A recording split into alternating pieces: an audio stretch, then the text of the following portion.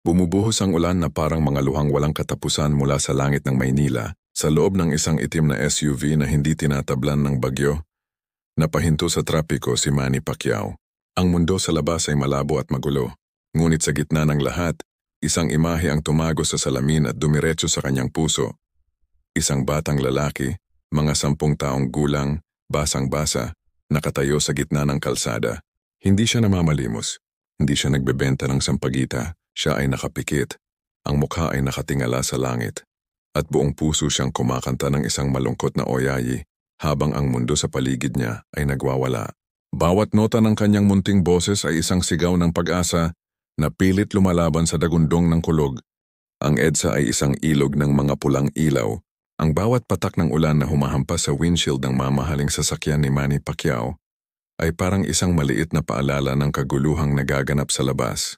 Karaniwan ang ganitong mga sandali ng paghinto ay ginagamit niya para magbasa ng mga dokumento, sumagot sa mga tawag, o simpleng mag-isip. Ngunit sa gabing iyon, ang kanyang atensyon ay hindi nasa telepono o sa mga papeles. Ito ay naagaw ng isang tanawing hindi pangkaraniwan, isang diamante sa gitna ng putik. Ang bata, payat ang pangangatawan, nakasuot ng kupas na t-shirt na dati puti at shorts na may tastas sa laylayan. Ang kanyang mga paa ay nakatapak sa malamig na aspalto, nilalamon ng tubig baha na umaagos sa kalsada. Ang kanyang buhok ay dikit-dikit sa kanyang noo, at ang kanyang mga labi ay nangingitim sa ginaw. Sa kabila ng lahat ng iyon, siya ay kumakanta. Ang kanyang kinakanta ay hindi isang modernong pop song.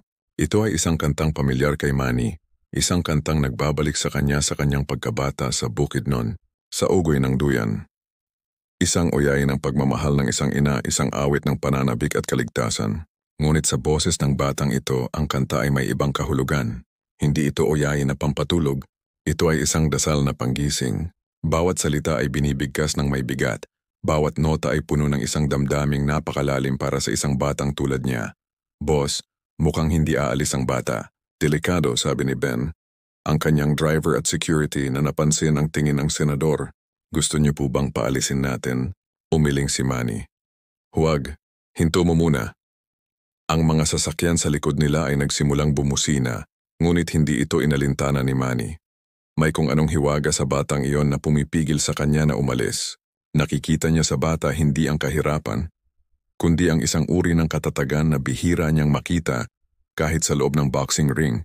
Isang lakas na hindi galing sa katawan kundi sa kaluluwa. Ang kanta ay nagpatuloy. Sana'y di magmaliw ang dati kong araw, nang munti pang bata sa piling ni nanay.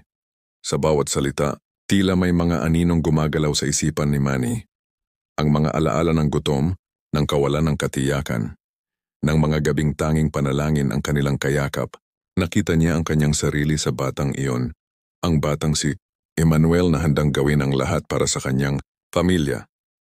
Bigyan mo ako ng jacket, utos niya kay Ben. Kinuha niya ang isang makapal na itim na jacket na may logo ng MP Promotions at isang payong.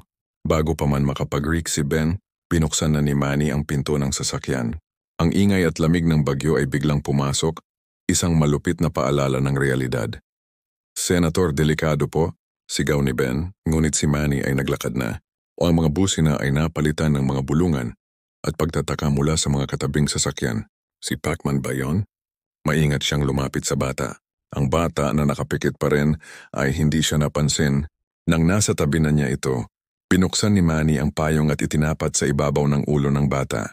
Biglang huminto ang buhos ng ulan sa mukha nito. Idinilat ng bata ang kanyang mga mata. Malalaki at malalim ang mga ito, puno ng pagod at isang kalungkutang hindi nababagay sa kanyang edad. Nang makita niya kung sino ang nasa harap niya, ang kanyang bibig ay bahagyang bumukas sa pagkagulat. Ang kanyang pag-awit ay naputol. Bata, sabi ni Manny, ang boses niya ay mahinahon para hindi ito matakot. Bakit ka kumakanta sa gitna ng ulan? Magkakasakit ka niyan. Ang bata ay yumuko, tila nahihiya. Kailangan mo ng pera? Tanong ni Manny. Kumuha ng isang makapal na rolyo ng pera mula sa kanyang bulsa. Umiling ang bata, isang kilos na lalong ikinagulat ni Manny. Hindi lang po pera, kailangan niya pong marinig sino. Ang mga mata ng bata ay biglang napuno ng luha. Ang kapatid ko po.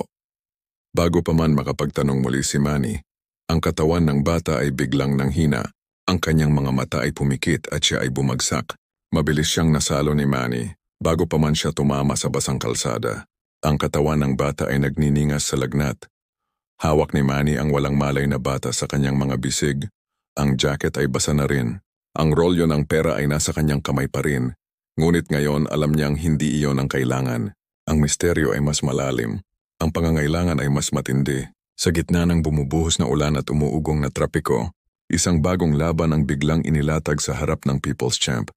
Isang laban para sa isang batang mga awit at sa kapatid nitong kailangang makarinig sa kanyang oyayi. Ang emergency room ng pinakamalapit na pribadong ospital ay isang organisadong kaguluhan. Ang amoy ng antiseptic ay humahalo sa hindi maipaliwanag na amoy ng takot at pag-asa. Dinala ni Manny ang bata sa loob. Ang kanyang presensya ay agad na lumikha ng isang alon ng pagkamangha at pagkalito sa mga nurse at doktor. Senator Pacquiao? Tanong ng isang head nurse. Ang kanyang mga mata ay nanlalaki. Tulungan niyo ang bata, sabi ni Manny. Ang kanyang boses ay may autoridad. Mataas ang lagnat niya. Agad na kumilos ang medical team. Inilapag nila ang bata sa isang kama. Pinunasan ang basang katawan. At sinimulang suriin ang kanyang vital signs. Pulmonya, dehydration at matinding pagkapagod. Iyon ang paunang pagsusuri. Habang inaasikaso ng mga doktor ang bata, si Manny ay nakatayo sa isang sulok, basang-basa pa rin. Ang kanyang isip ay lumilipad. Sino ang batang ito? At sino ang kapatid na kailangang makarinig sa kanyang kanta? Ang mga tanong ay parang mga langgam na gumagapang sa kanyang utak. Pagkalipas ng isang oras ang bata ay nagkamalay. Ang una niyang nakita ay ang puting kisame ng ospital. Pagkatapos ang mga aparatong nakakabit sa kanya, ang kanyang mga mata ay napuno ng takot, sinubukan niyang bumangon. Dahan-dahan lang iho, sabi ni Manny lumapit sa kanya. Nang makita siya ng bata, ang takot ay napalitan ng hiya. Yumuko ito? Nasaan po ako? Kailangan ko na pong umuwi. Nasa ospital ka. Nahimatay ka kanina, paliwanag ni Manny. Huwag kang mag-alala, ligtas ka rito. Ako si Manny. Anong pangalan mo? Leo po. Mahinang sagot ng bata. Leo, inulit ni Manny. Magandang pangalan. Leo, kailangan mong magpagaling. Pero kailangan ko ring malaman, bakit mo ginagawa iyon? Para kanino ang kanta mo? Nag-atubili si Leo. Ang tiwala ay isang bagay na hindi madaling ibigay ng isang batang lumaki sa hirap. Ngunit mayroong isang bagay sa mga mata ni Manny, isang sinseridad, isang kabaitan, na nagtulak sa kanya na magsalita. Para po kay Maya, sabi niya. Nakababata ko po siyang kapatid. Dahan-dahan na parang isang sirang gripo, ang kwento ay tumulo mula kay Leo. Si Maya, 7 taong gulang, ay nasa Philippine General Hospital. May butas daw sa puso. Isinilang siyang mayroon nito. Nitong mga nakaraang linggo, lumala ang kanyang kondisyon. Hirap na siyang huminga, ang sabi ng mga doktor.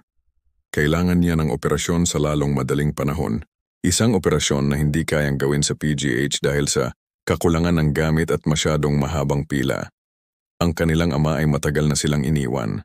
Ang kanilang ina, si Aling Nita, ay nagtatrabaho bilang isang tagalinis sa isang opisina sa gabi at labandera sa umaga. Ang lahat ng kanilang kinikita ay napupunta sa gamot ni Maya. Pero bakit ka kumakanta sa ulan? Tanong muli ni Manny. Tito, ang mga luha ni Leo ay hindi na napigilan. Paborito po kasi ni Maya ang saugoy ng duyan. Kinakanta yon ni nanay sa kanya dati. Isang araw po sabi niya sa akin, Kuya, kapag kumakanta ka parang nararamdaman ko na gagaling ako. Kaya po nangako ako sa kanya. Araw-araw kakantahan ko siya. Pero bakit sa ulan, Leo? Bakit sa gitna ng kalsada? Dahil po, sabi po ng matatanda, kapag umuulan, mas malapit daw po ang langit sa lupa. Mas naririnig daw po ng Diyos ang mga dasal. Paliwanag ni Leo ang kanyang lohika ay simple at puro. Kaya po kapag malakas ang ulan, kumakanta ako ng malakas. Para po marinig ni Maya at marinig din po ng Diyos. Para po pagalingin na niya ang kapatid ko. Ang paliwanag na iyon ay isang suntok sa sikmura ni Manny. Mas malakas kaysa sa anumang suntok mula kay Morales o kay Marquez. Isang bata na sa kanyang kawalang muwang ay naniniwala na ang lakas ng kanyang pag-awit na pinalakas ng ulan ay isang direktang linya sa langit. Hindi ito pamamalimos. Ito ay isang akto ng pananampalataya. Isang sakripisyo. Sa sandaling iyon, isang alaala ang bumalik kay Manny ng may matinding kalinawan. Flashback. Kibawe. Bukidnon. Siya ay 12 taong gulang. Ang kanyang ina, si Mommy Dionisia, ay may malubhang sakit. Walang pera para sa doktor o gamot. Isang gabi habang malakas ang lagnat ng kanyang ina, lumabas si Manny sa kanilang maliit na kubo. Lumuhod siya sa putikan sa ilalim ng malakas na buhos ng ulan. Hindi siya kumanta pero sumigaw siya. Sumigaw siya sa langit. Nagmakaawa. Ibinuhos niya ang lahat ng kanyang takot at galit at pag-asa sa sigaw na iyon. Isang sigaw ng isang anak na ayaw mawalan ng ina. Pagbalik niya sa kasalukuyan, ang kanyang mga mata ay namumuo na rin ng luha. Tumingin siya kay Leo at nakita niya ang kanyang sarili. Ang pagkakaiba lang, siya ay sumigaw sa galit. Si Leo ay kumanta ng may pagmamahal. Tumayo si Manny. Isang bagong determinasyon ang pumuno sa kanya. Ito ay hindi na lang tungkol sa pagtulong. Ito ay naging personal. Leo, magpahinga ka rito. Babantayan ka ng mga tao ko, sabi niya. May pupuntahan lang ako. Huwag kang mag-alala, babalik ako. Saan po kayo pupunta? Sa kapatid mo. Sagot ni Manny. Kailangan kong makita si Maya. Lumabas siya ng ospital at sumakay sa kanyang sasakyan. Ang ulan ay humina na, ngunit ang bagyo sa loob ng kanyang dibdib ay mas lalong lumalakas. Ben, sa PGH tayo. Bilis, utos niya. Habang binabagtas nila ang mga kalsada ng Maynila, alam ni Manny na ang gabing ito ay simula pa lamang. Ang uyay ni Leo ay isang tawag, at siya sa hindi maipaliwanag na dahilan ay pinili ng tadhana para sagutin ito. Ngunit pagdating niya sa PGH, isang malaking gusali na puno ng sarili nitong mga kwento ng pighati at pag-asa, hindi niya alam na isang mas masakit na katotohanan ang naghihintay sa kanya. Isang katotohanang susubok sa kanyang pananampalataya at sa hangganan ng kanyang kapangyarihan. Ang Philippine General Hospital sa gabi ay isang mundo sa sarili nito.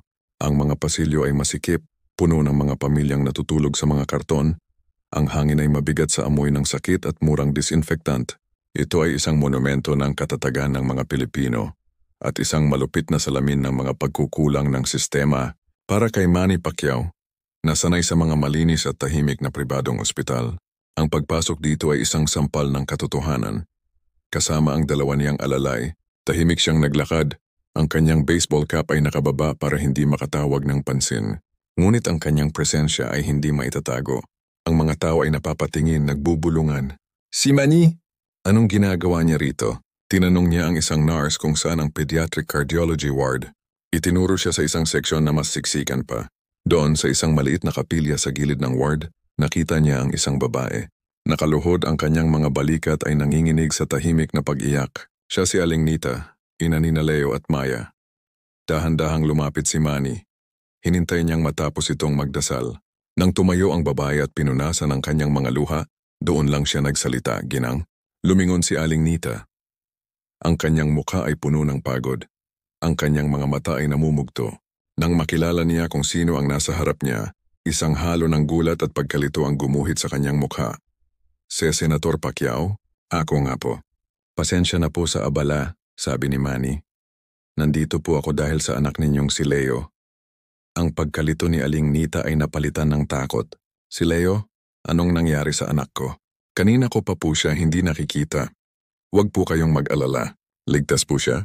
Nasa ospital po siya ngayon pero okay na po siya. Nakita ko po siya kanina sa may EDSA. Ikinuwento ni Manny ang nangyari, maliban sa detalye ng pagkanta. Sinabi lang niyang nakita niya itong basang-basa at nilalagnat. Habang nagsasalita siya, isang doktor ang lumabas mula sa ward at lumapit kay Aling Nita. Ang mukha ng doktor ay bata pa, ngunit ang kanyang mga mata ay mukhang mas matanda dahil sa pagod. Mrs. Santos, sabi ng doktor, hindi pinapansin si Manny. Kailangan po nating mag-usap. Tungkol po kay Maya. Ang puso ni Aling Nita ay tila huminto. Ano po yon, Doc? Kinailangan po naming i-revive si Maya kanina. Inatake na naman po siya. Sa ngayon stable na po siya pero hindi na po natin ito pwedeng patagalin. Ang puso niya ay masyado nang mahina. Kung hindi siya maoperahan sa loob ng susunod na 48 oras, baka hindi na po natin siya maisalba. Ang bawat salita ng doktor ay parang isang pako na ibinabaon sa dibdib ni Aling Nita. Napahawak siya sa pader para suportahan ang sarili. Pero Doc, sabi niyo po walang gamit dito. Ang pila, alam ko po, malungkot na sabi ng doktor. Kaya nga po sinasabi ko ito sa inyo. Kailangan niyo na po siyang mailipat sa isang pribadong ospital na may kumpletong gamit. Sa St. Luke's o sa Makati Med. Pero, huminto ang doktor, alam ang bigat ng susunod niyang sasabihin. Ang halaga po ng operasyon doon ay aabot ng 1,000,000. Milyon. Ang salita ay umalingaw-ngaw sa pasilyo. Para kay Aling Nita ang salitang iyon ay katumbas ng imposible. Ang 1,000,000 piso ay isang halaga na hindi niya kikitain kahit sa 3 habambuhay. Gumuho ang kanyang mundo. Ang pag-asa na pinanghahawakan niya ay biglang naging abo. Doon na pumasok si Manny. Inilagay niya ang kanyang kamay sa balikat ni Aling Nita. "Ako na po ang bahala," sabi niya. Ang kanyang boses ay kalmado ngunit puno ng kapangyarihan. Tumingin siya sa doktor. "Dok, anong kailangan para mailipat ang bata?" Ngayon lang napansin ng doktor kung sino ang kausap niya. "Senator, kayo po pala. Ako na po ang sasagot sa lahat ng gastos," pagpapatuloy ni Manny. "Ihanda niyo na po ang lahat ng kailangan para sa transfer. Kausapin niyo na po ang St. Luke's. Sabihin niyo emergency. Ang opisina ko na ang bahala sa lahat ng papeles at bayarin." Ang doktor at si Aling Nita ay parehong natulala. Ang isang problemang tila isang bundok na hindi maakyat ay biglang naging patag. Pero, Senator, bakit po?" Nauutal na tanong ni Aling Nita. "Hindi po namin kayo kano-ano," ngumiti si Manny, isang ngiting malungkot. "May utang po ako sa anak ninyo. Isang napakagandang kanta." Ang sumunod na mga oras ay isang mabilis at kontroladong kaguluhan. Ang pangalan ni Manny Pacquiao ay nagbukas ng lahat ng pinto. Isang tawag lang. At ang pinakamahusay na pediatric cardiac surgeon sa bansa ay nag-standby. Isang tawag lang. At isang fully equipped na cardiac ambulance ang papunta na sa PGH. Ang kanyang mga staff ay kumilos na parang isang well-oiled machine. Inayos ang lahat mula sa hospital admission hanggang sa financial guarantees. Habang naghihintay, dinala ni Manny si Aling Nita para makita si Maya. Sa loob ng isang maliit na cubicle, nakahiga ang isang anghel. Ang balat niya ay maputla. Ang kanyang paghinga ay mababaw at tinutulungan ng isang oxygen mask. Maraming tubo ang nakakabit sa kanyang munting katawan. Ngunit sa kabila ng lahat, ang kanyang mukha ay payapa.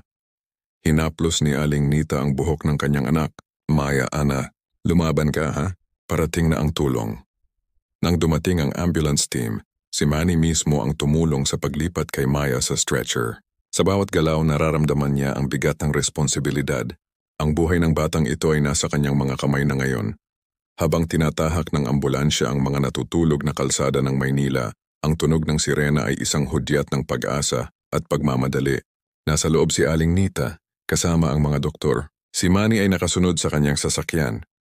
Pagdating sa St. Luke's Global City, isang bagong mundo ang bumungad sa kanila. Malinis, makabago, tahimik.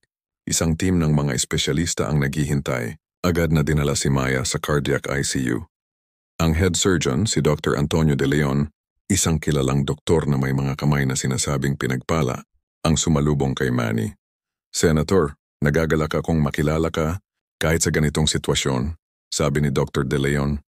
"Sinuri na namin ang mga papeles ni Maya. Napaka-kritikal ng kanyang kondisyon. Ang butas sa kanyang puso ay mas malaki kaysa sa inaasahan. Ang operasyon ay napakadelikado." "Gawin niyo po ang lahat, Doc," sabi ni Manny. "Gagawin namin," sagot ng doktor. "Pero kailangan kong maging tapat sa inyo at sa ina. Ang success rate sa ganitong kaso ay 50-50. Kailangan niyang pumirma sa isang consent form na naiintindihan niya na may posibilidad na hindi magising ang kanyang anak pagkatapos ng operasyon." Ang mga salitang iyon ay isang malamig na hangin na umihip sa mainit na pag-asa na nagsisimula ng mabuo. Lumapit si Dr. De Leon kay Aling Nita na nanginginig sa isang sulok. Hawak ang isang papeles at isang ballpen. "Ginang," sabi ng doktor sa isang malumanay ngunit seryosong boses. "Nasa kamay niyo po ang desisyon. Ang operasyon ay ang tanging pag-asa niya, ngunit ang pag-asang ito ay may kaakibat na malaking panganib." Napatingin si Aling Nita sa ballpen pagkatapos sa pinto ng ICU kung saan naroon ang kanyang anak. Isang imposibleng pagpili. Ang pumirma ay parang pagpirma sa isang posibleng death sentence. Ang hindi pumirma ay isang tiyak na kamatayan. Hawak niya ang ballpen, ngunit ang kanyang kamay ay hindi gumagalaw. Paralisado sa bigat ng isang desisyon na walang ina ang dapat pagdaanan. Ang waiting area sa labas ng cardiac ICU ay naging kanilang munting mundo. Ang mga puting pader ay tila lumiliit sa bawat minutong lumilipas at ang tanging tunog na bumabasag sa katahimikan ay ang malayong, ritmikong pagbip ng mga makina at ang pabulong na mga dasal ni Aling Nita. Hawak pa rin niya ang consent form. Ang papel ay bahagya ng lukot dahil sa higpit ng kanyang pagkakahawak. Ang ballpen sa kanyang kamay ay parang isang martilyo ng hukom. Si Manny ay nakaupo sa tabi niya, hindi nagsasalita. Alam niyang walang salita ang makakapagpagaan sa ganitong uri ng pasanin. Sa halip na natili lang siya roon, ang kanyang presensya ay isang tahimik na pangako na hindi sila nag-iisa. Hindi ko kaya, bulong ni Aling Nita. Ang kanyang boses ay basag. Paano kung pumirma ako at yun ang maging dahilan ng pagkawala niya? Paano ko mapapatawad ang sarili ko? Tumingin si Manny sa kanya. Ang kanyang mga mata ay puno ng pag-unawa. Aling Nita, sabi niya. Minsan sa buhay lalo na sa loob ng ring, ang pinakamalaking panganib ay ang hindi pagsuntok. Ang pananatili sa isang sulok, naghihintay na matapos ang laban. Ang pagpirma niyo po sa papel na yan ay hindi pagsuko. Ito po ay pagsuntok. Isang suntok ng pag-asa. Isang suntok ng pananampalataya. Kinuwento niya sa kanya ang tungkol sa kanyang mga laban. Hindi ang mga panalo, kundi ang mga pagkakataong malapit na siyang matalo. Ang mga sandaling ang kanyang katawan ay gusto nang bumigay. Ngunit ang kanyang puso ay patuloy na lumalaban. Ang tunay na lakas po ay hindi ang hindi pagbagsak, sabi niya. Ito ay ang pagbangon sa bawat pagkakataon, kahit gaano pa kasakit. Ang mga salita ni Manny, simple ngunit mula sa puso, ay tila nagbigay ng kaunting lakas kay Aling Nita. Huminga siya ng malalim, tumingin siya sa ballpen at pagkatapos ay sa langit, na parang humihingi ng huling basbas. Gamit ang isang nanginginig ngunit desididong kamay, pinirmahan niya ang kanyang pangalan. Sa sandaling iyon, si Leo ay dumating, kasama ang isang aide ni Manny. Magaling na siya, ngunit ang kanyang mukha ay puno pa rin ng pag-aalala. Nang makita niya ang kanyang ina, tumakbo siya at niyakap ito. Nanay, si Maya po. Magiging okay siya, anak, sabi ni Aling Nita. Ang kanyang boses ay mas matatag na ngayon. Magiging okay siya. Inischedule ang operasyon kinaumagahan. Ang gabing iyon ang naging pinakamahabang gabi sa kanilang buhay. Walang natulog. Nagdala ng kape at tinapay ang mga staff ni Manny. Umupo silang tatlo, isang kampeon, isang ina at isang kuya. Sa isang tahimik na pagkakaisa, bawat isa ay may kanya-kanyang panalangin. Sa gitna ng kanilang paghihintay, kinausap ni Manny si Leo. Leo, ang tapang mo, sabi ni Manny.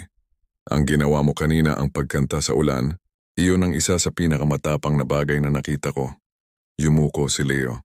Pero hindi po gumana. Hindi po siya gumaling. Minsan ang sagot sa dasal ay hindi o hindi, sabi ni Manny. Minsan ang sagot ay maghintay ka. At minsan ang sagot ay isang taong ipapadala niya para tumulong.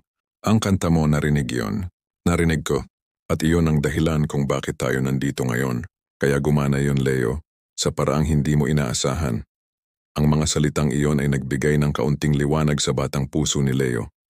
Naintindihan niyang ang kanyang sakripisyo ay hindi nasayang. Kinaumagahan, bandang 6:00 dumating si Dr. De Leon at ang kanyang team. Handa na sila. Ipinasok si Maya sa operating room. Bago isara ang pinto, isang huling sulyap ang ibinigay ni Aling Nita sa kanyang anak. Ang operasyon ay tinatayang tatagal ng 8 hanggang 10 oras.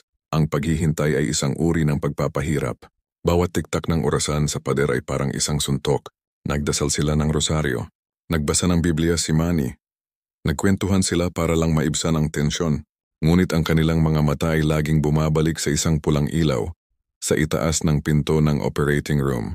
Ang ilaw na iyon ang nagsasabing ang laban para sa buhay ni Maya ay nagpapatuloy. Tanghali, hapon, gabi. Lumipas ang 10 oras, 12 oras. Walang balita. Ang pag-asa ay nagsimulang mapalitan ng takot. Bakit ang tagal? Tanong ni Aling Nita. Ang kanyang boses ay halos pabulong na lang. Tumayo si Manny at kinausap ang isang nurse. Ang sabi, nagkaroon daw ng komplikasyon. Kailangan ng mas maraming dugo. Mabilis na kumilos ang kampo ni Manny. Nanawagan sa social media para sa mga blood donor na may parehong uri ng dugo ni Maya. Sa loob ng 1 oras, ang blood bank ng ospital ay napuno ng mga taong gustong tumulong. Mga estrangherong naging kadugo dahil sa isang panawagan. 10:00 ng gabi. 16 na oras mula nang magsimula ang operasyon, ang pulang ilaw ay biglang namatay. Ang katahimikan sa waiting area ay naging napakabigat na parang kaya itong hiwain ng kutsilyo. Ang pinto ng operating room ay dahan-dahang bumukas. Lumabas si Dr. De Leon. Tinanggal niya ang kanyang surgical mask. Ang kanyang mukha ay pagod na pagod. Ang kanyang damit ay may mga mantsa ng dugo. Tumingin siya sa kanila, kay Aling Nita na nakatayo na at nanginginig. Kay Leo, na nakahawak ng mahigpit sa kamay ng kanyang ina, at kay Manny, na nakatayo na parang isang sundalong naghihintay ng hatol. Huminga ng malalim si Dr. De Leon. Ang kanyang mga mata ay seryoso. Binuksan niya ang kanyang bibig para magsalita, at sa sandaling iyon, ang buong universo ni Aling Nita at Leo ay nakasalalay sa mga susunod na salitang lalabas sa bibig ng doktor. Ang bawat segundo ng katahimikan ay parang isang taon. Si Dr. De Leon ay tumingin ng diretso sa mga mata ni Aling Nita. Pagkatapos, isang maliit ngunit napakatamis ng ngiti ang dahan-dahang sumilay sa kanyang mga labing pagod. Ang anak niyo po, sabi niya, ang kanyang boses ay malinaw sa kabila ng pagod, ay isang tunay na mandirigma, katulad ng kuya niya. Isang kolektibong hininga ng ginhawa ang pinakawalan sa waiting area. Napaluhod si Aling Nita, hindi dahil sa panghihina, kundi dahil sa bigat ng pasasalamat na hindi na kayang dalhin ng kanyang mga paa. Ang kanyang pagiyak ay hindi na tahimik. Ito ay isang malakas na paghagulgol ng tagumpay at kaligtasan. Niyakap siya ni Leo, umiiyak din. Si Manny ay napapikit, nagpasalamat sa Diyos. Isang ngiti ang nasa kanyang mga labi. Naging napakakomplikado ng operasyon, paliwanag ni Dr. De Leon. Mas malala ang pinsala kaysa sa nakita natin sa mga scan. Ngunit nalagpasan niya ang lahat. Stable na siya. Inilipat na namin siya sa recovery room. Mahaba pa ang laban. Pero ang pinakamalaking digmaan ay naipanalo na natin ngayong gabi.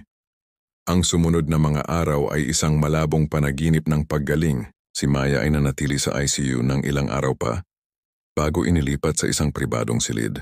Si Manny ang sumagot sa lahat. Hindi niya iniwan ang pamilya. Araw-araw dumadalaw siya, nagdadala ng prutas, nagkukuwento, at nagiging isang haligi ng lakas para sa kanila. Ang pinakahihintay na sandali ay dumating. Ang araw na si Maya ay nagkamalay. Ang una niyang hinanap ay ang kanyang ina at kuya. Nang pumasok sina Aling Nita at Leo sa silid, isang mahinang ngiti ang gumuhit sa mukha ni Maya. Kuya, bulong niya. Ang kanyang boses ay mahina pa. Hindi mo na ako kinantahan. Napaluha si Leo. Umupo siya sa tabi ng kapatid. Hinawakan ang munti nitong kamay.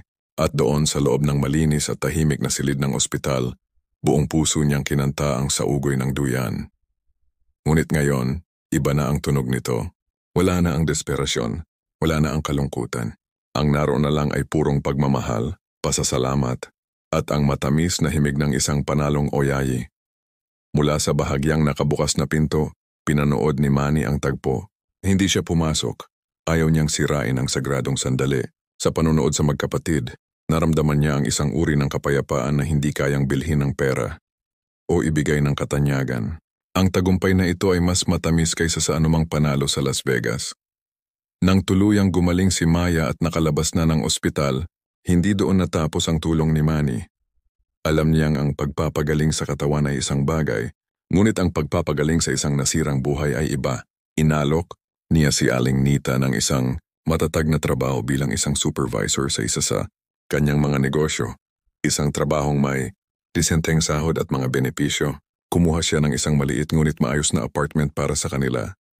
Malayo sa kanilang dating tahanan na laging binabaha. At ang pinakamahalaga, nag-set up siya ng isang educational trust fund para kina Leo at Maya. Tinitiyak na ang kanilang kinabukasan ay hindi na madidiktahan ng kahirapan. Isang hapon, ilang buwan ang lumipas, dinalaw ni Manny ang pamilya sa kanilang bagong apartment.